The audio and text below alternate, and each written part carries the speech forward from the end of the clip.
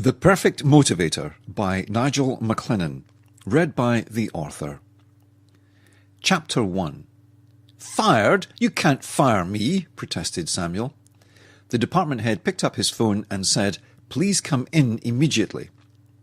Silence deepened the tension in the room for 3 seconds until the head of security quickly opened the door. The department head continued, "You do not deliver improvements in performance. In fact, your people were performing better when your post was vacant. Be off the premises in the next 10 minutes. Mr. Green will escort you to your desk to collect your personal items. You will be paid to the end of the month as per our contract." 2 days later, Dr. Smith waited for a response. "That's the 3rd time I've been fired in the last 18 months. I've been in work only 9 of those. What am I supposed to do? I'm a qualified lawyer with a master's in business, but nobody wants me. What's the point?" For a few moments, Dr. Smith reflected before saying, "You have covered the same material over and over again for the last 40 minutes. Here is what I think. You don't need a psychologist. Your depression is very mild and only reactive. It will pass soon with no treatment, I promise.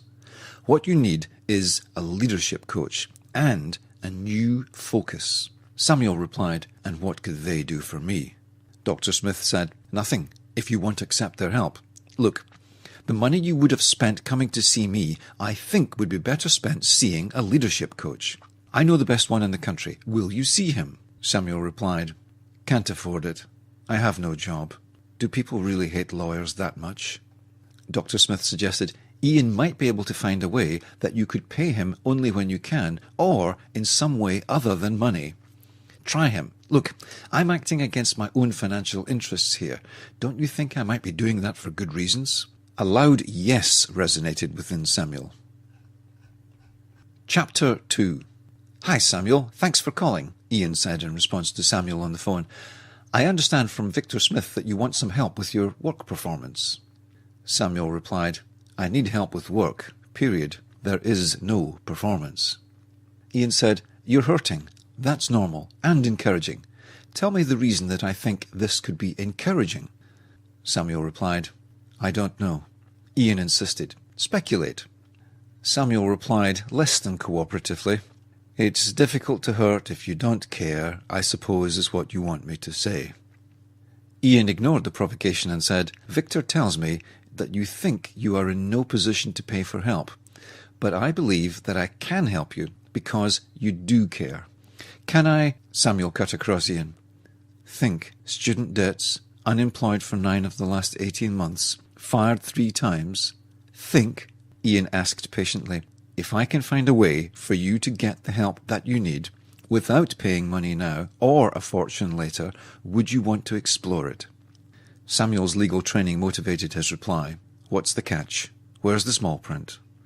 Ian responded, "You will pay some cash, but only when you can afford to, and only when you have returned to work and completed your probationary period successfully.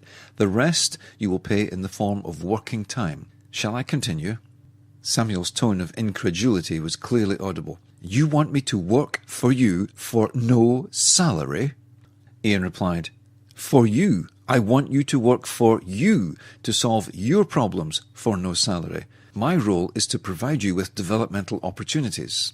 Ian was starting to think that Samuel was beyond help. Samuel replied, "How much?"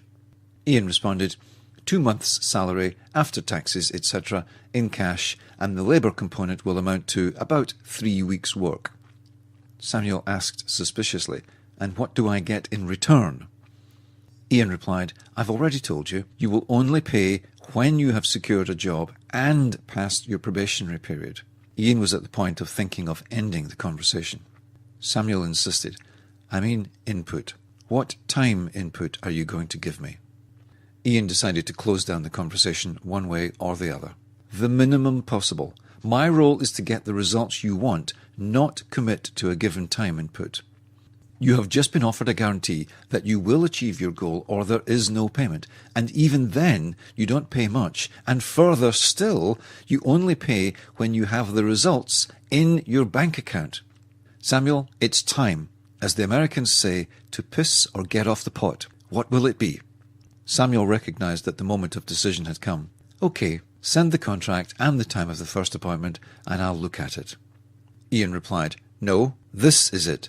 You make the decision now, and then I send the contract. Here's why. If you're not committed to getting a result, there is nothing I can do for you. Now, show me some commitment or take another route. OK, said Samuel, with a tone of resignation, while thinking that he could always backtrack if he did not like the contract. Ian had been reading people's motivation for far too long to let such a response slip by him. Samuel, OK is not filling me with a sense of your commitment. Tell me the reasons that I should help you. Tell me what you want to get out of this.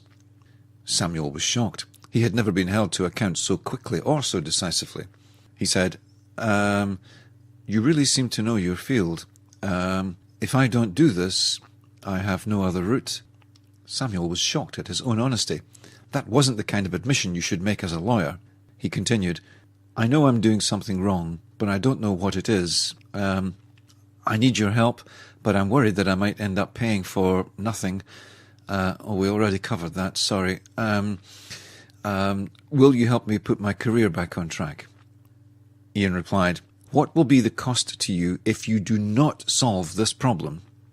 Samuel said, Maybe so much that I can't even measure it. Ian continued, What will be the benefit to you if I do help you? Samuel replied, As I said, I have no more options. I need your help to put my career back together. Ian smiled with face and tone. Samuel, it will be my honour to serve, and I promise you, we will get results together. You have everything to gain and nothing to lose. Chapter 3. Samuel, please come in. As you have gathered, I am Ian. Please, take a seat. Thanks, replied Samuel as he noticed how firm and strong was Ian's handshake. Looking around him, he had never before seen so many books in an office. Ian said, Thank you for returning our agreement so promptly. Can I get you a drink? Just had breakfast. No thanks. I wasn't expecting someone my age, said Samuel, noticing how obvious, even under his shirt, was Ian's athletic muscularity. Ian replied, Thanks. I mean, you are complimenting me on my youthful, handsome looks, aren't you? Ian was stroking his chin while flattening his hair. Special discounts are offered for those kinds of comments, especially when they are delivered in 60-second intervals. Samuel replied, not quite getting the humour, I mean, how can you be the top leadership coach in the country and be the same age as me?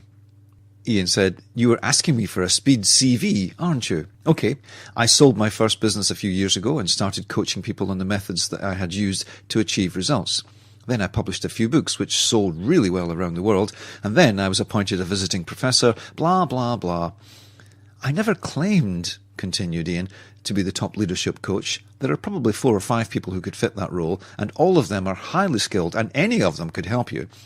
But I am the only one who works on a guaranteed outcome basis, or it's free. A bit like the no-win, no-fees system you use in the more ethical parts of the legal profession. Perhaps you can tell me about your career to date.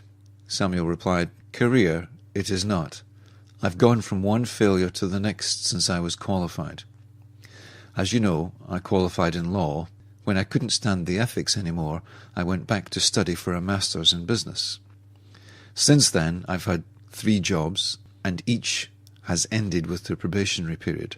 Hardly a career. Ian asked, What made you leave the law? What was the problem with the ethics? Samuel replied, Ethics? Ha! There weren't any. The firm where I qualified after my degree made it clear that maximising revenue from clients should and could be done in any way that was possible. Ian asked, Such as? Samuel replied, Writing and sending letters that did nothing to progress a case, but which could not be proven to be defrauding the client. It wasn't about doing what was needed or what was right. It was about doing what you could get away with to maximise revenue, even if that meant taking money from people that they knew couldn't afford it. I found it disgusting. Ian asked, What made you choose law? Samuel replied, The prospect of making the world better, more fair, more just. Ian asked, I'm guessing that you left the firm because the ethics you found didn't match your own. Where did you go from then? Samuel replied, To a firm that I thought was honourable. How wrong I was. In the first week, I was asked by one of the partners why I was proposing a solution to the case that would damage the revenue stream to the firm. Then followed a lecture about the law not being about justice, and that I should get rid of these youthful, idealistic notions.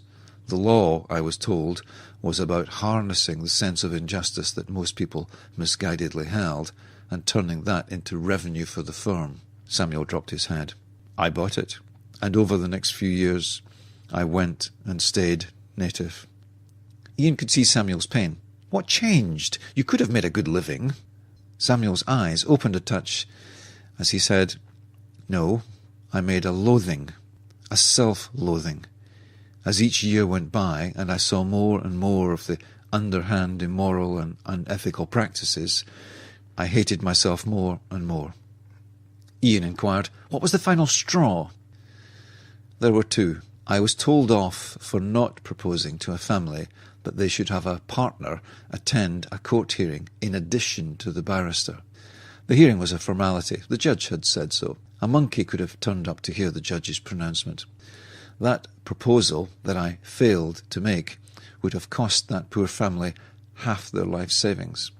It was entirely unnecessary, and yet another prime example of the exploitative nature of my profession. Ian quizzed, My profession? You identify with that kind of behaviour? Samuel protested, No, of course not, although I did qualify as a lawyer and practice it for several years. Ian asked, And the second straw? Samuel replied, Several of the judges were incredibly cavalier. For instance, it was not unusual to turn up for a trial, having done days of preparation, only to find that the judge had neither read the papers nor knew the names of the involved parties. Even worse, in many cases, just reading the witness statements would take longer than had been allocated for the hearing, and the decisions would be made on legal points and not on the basis of the evidence or natural justice. And then you went back to school to change career. What made you choose business? Samuel explained. Commercial and contract law was my field, and I thought some of my skills and knowledge would be transferable. Ian asked, What did you enjoy most about the course? Samuel said, My feelings about the course change nothing. Where is this leading? You said you would help me, and chat is all we have done so far. Ian asked calmly, When you worked with a client, what was the first thing you had to do? Samuel replied, Oh, of course, sorry. Background, case contexts, intentions. To answer your question, I found the brutal honesty of the market refreshing. I mean, you either read the market well, anticipated accurately the needs of the client, and came up with a way of satisfying those needs profitably, or you failed. Unlike the law, in business you either deliver or you're out of business. Ian replied, Alas, the ethics of some businesses are just as poor as the worst parts of your former profession, but that is less important than what we are here for. What went wrong with the 3 jobs? Samuel replied, They fired me. Ian said nothing and simply looked at Samuel expectantly. He continued, They said something about demotivating staff. Ian said, Expand. Tell me more. Samuel replied, That's what I said. But for legal reasons it was best for them to use the end of the probationary period to say something vague or nothing at all and fire me. Ian opined aloud. The law, justice and morality are members of the same family, constantly at war, each protecting their own interests at the expense of the others. Okay, Samuel, feedback time. Tell me, what would you conclude if you had seen and heard the conversation we had just had through my eyes? What would you be thinking about you?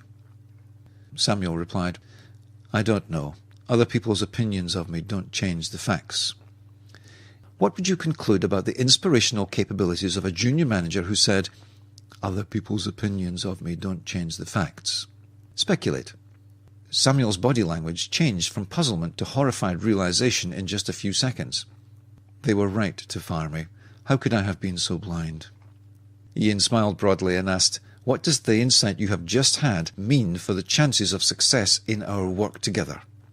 Samuel, still stunned from seeing his own stupidity in full colour, found Ian's smile to be inappropriate.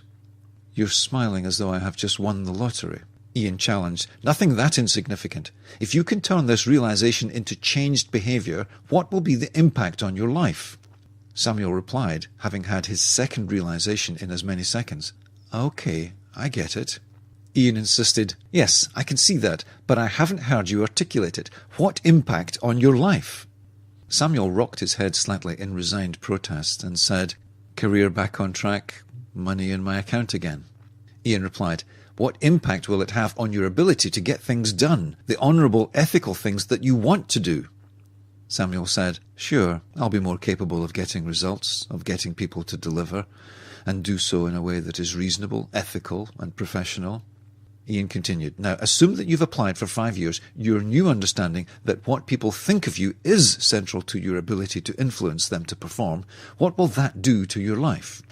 Samuel answered, I'll probably get promoted. That will mean more money and better life chances for my kids if I'm married and have any by that time. Better holidays, nicer house. Ian asked, What will be the impact on your friendships and the non-material quality of your life? Samuel answered, Better and more meaningful friendships, then stopped and said, And fewer conflicts, less falling out. Ian continued, Tell me how motivated you are to learn how to influence people effectively. Samuel replied, Quite. Ian expressed his surprise non-verbally and said, How motivated and committed does quite sound to you? Samuel momentarily saw himself through Ian's eyes and replied, Not very, pretty weak. Agreed, said Ian, before directing, I'd like you to go down to the ground floor and ask the receptionist to point you in the direction of the shared canteen. Get yourself a drink and come back here in 20 minutes. In the meantime, think about 2 things. Firstly, the impact it will have on your life if you can learn how to inspire others. And secondly, recall what you know or were taught about motivation in business school. Chapter 4. Provisionally Friday morning. I'll call to confirm later today. Thanks, Sophie. Ian finished his call as Samuel re-entered the office. Refreshed and ready to continue? Asked Ian. Yes. And without any social graces, Samuel launched into his response. To answer your first question, it will change my life. Right now, I'm going nowhere because of this problem. If I can solve it, my whole life gets massively better. I don't just want to learn about influence and motivation. I need to learn. Ian smiled and asked, How much more likely are you to succeed in your goal to transform your approach now that you are so committed? Hugely more, although I take issue with likely. I will succeed. Ian acknowledged, Yes, you will, if you keep up that level of increased motivation. And of motivation, tell me what you know. Samuel confessed, Very little. It seems to be a subject that everyone thinks they know about, but actually there is not much material of substance on it.